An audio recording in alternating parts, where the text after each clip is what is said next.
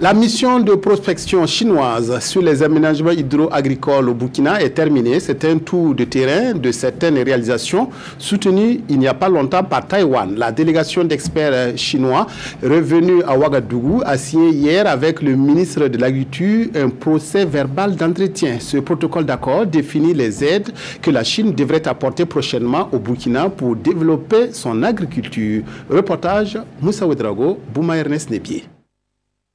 Les relations de coopération du Burkina et la République populaire de Chine s'annoncent très fructueuses. Une délégation d'experts chinois est déjà en mission de prospection dans le domaine agricole au Burkina. Et la Chine a envoyé une mission au niveau du Burkina Faso pour faire une prospection. Et cette mission a séjourné dans notre pays depuis le 30 qu'elle est là.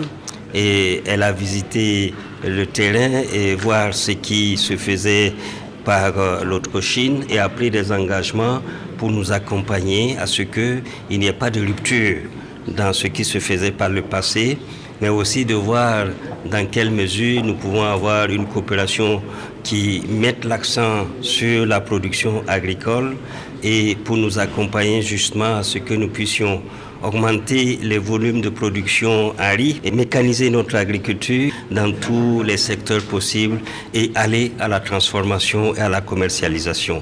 Une mission de prospection qui se matérialise ici par la signature d'un procès verbal d'entretien entre la délégation chinoise et le ministère en charge de l'agriculture. Un procès verbal selon lequel la République populaire de Chine va envoyer très prochainement au Burkina des experts en agriculture et en planification.